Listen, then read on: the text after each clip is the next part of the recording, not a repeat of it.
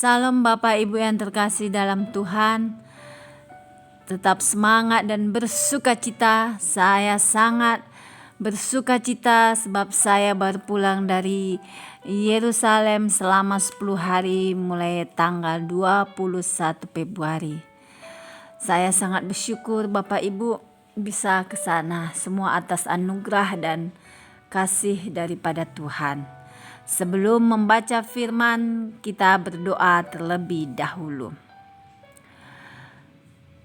Dan barang siapa yang berseru kepada nama Tuhan akan diselamatkan. Urapi kami Allah Roh Kudus dengan seluruh pendengar yang mendengarkan firman. Terangi hati dan pikiran kami saat membaca firman ini. Kami mulai pembacaan firman hanya di dalam nama Tuhan Yesus yang maha ajaib, maha dahsyat, maha mulia. Haleluya. Amin. Yohanes 10, Gembala yang baik. Aku berkata kepadamu, sesungguhnya siapa yang masuk ke dalam kandang domba dengan tidak melalui pintu, tetapi dengan memanjat tembok, ia adalah seorang pencuri dan seorang perampok. Tetapi siapa yang masuk melalui pintu, ia adalah gembala domba. Untuk dia penjaga membuka pintu dan domba-domba mendengarkan suaranya. Dan ia memanggil domba-dombanya masing-masing menurut namanya dan menuntunnya keluar. Jika semua dombanya telah dibawanya ke luar, ia berjalan di depan mereka dan domba-domba itu mengikuti dia karena mereka mengenal suaranya. Tetapi seorang asing pasti tidak mereka ikuti, malah mereka lari daripadanya karena suara orang-orang asing tidak mereka kenal. Itulah yang dikatakan Yesus dalam perumpamaan kepada mereka. Tetapi mereka tidak mengerti apa maksudnya ia berkata demikian kepada mereka. Maka kata Yesus sekali lagi, aku berkata kepadamu, sesungguhnya akulah pintu ke domba-domba itu. Semua orang yang datang sebelum aku adalah pencuri dan perampok, dan domba-domba itu tidak mendengarkan mereka. Akulah pintu, barang siapa masuk melalui aku, ia akan selamat. Dan ia akan masuk dan keluar dan menemukan padang rumput. Pencuri datang hanya untuk mencuri dan membunuh dan membinasakan. Aku datang supaya mereka mempunyai hidup dan mempunyainya dalam segala kelimpahan. Akulah gembala yang baik. Gembala yang baik memberikan nyawanya bagi domba-dombanya. Sedangkan seorang upahan yang bukan gembala dan yang bukan pemilik domba-domba itu sendiri, ketika melihat serigala datang, meninggalkan domba-domba itu lalu lari, sehingga serigala itu menerkam dan mencerai-beraikan domba-domba itu. Ia lari karena ia seorang upahan dan tidak memperhatikan domba-domba itu. Akulah gembala yang baik dan aku mengenal domba-dombaku dan domba-dombaku mengenal aku. Sama seperti Bapa mengenal aku dan aku mengenal Bapa, dan aku memberikan nyawaku bagi domba-dombaku. Ada lagi padaku domba-domba lain yang bukan dari kandang ini. Domba-domba itu harus kutuntun juga, dan mereka akan mendengarkan suaraku. Dan mereka akan menjadi satu kawanan dengan satu gembala. Bapa mengasihi aku oleh karena aku memberikan nyawaku untuk menerimanya kembali. Tidak seorang pun mengambilnya daripadaku, melainkan aku memberikannya menurut kehendakku sendiri.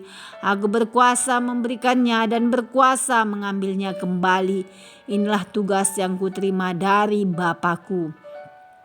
Maka timbullah pula pertentangan di antara orang-orang Yahudi karena perkataan itu. Banyak di antara mereka berkata, ia kerasukan setan dan gila, mengapa kamu mendengarkan dia? Yang lain berkata, itu bukan perkataan orang yang kerasukan setan. Dapatkah setan memelekkan mata orang-orang buta?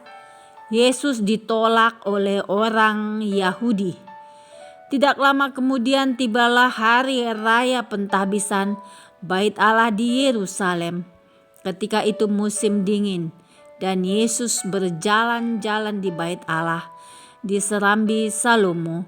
Maka orang-orang Yahudi mengelilingi dia dan berkata kepadanya, "Berapa lama lagi engkau membiarkan kami hidup dalam kebimbangan? Jikalau engkau Mesias, katakanlah terus terang kepada kami." Yesus menjawab mereka, "Aku telah mengatakannya kepada kamu, tetapi kamu tidak percaya pekerjaan-pekerjaan yang kulakukan dalam nama Bapa-Ku. Itulah yang memberikan kesaksian tentang aku. Tetapi kamu tidak percaya karena kamu tidak termasuk domba-dombaku. Domba-dombaku mendengarkan suaraku dan aku mengenal mereka dan mereka mengikut aku. Dan aku memberikan hidup yang kekal kepada mereka dan mereka pasti tidak akan binasa sampai selama-lamanya. Dan seorang pun tidak akan merebut mereka dari tanganku. Bapa-Ku yang memberikan mereka kepadaku lebih besar daripada siapapun. Dan seorang pun tidak dapat merebut mereka dari tangan Bapa. Aku dan Bapa adalah satu."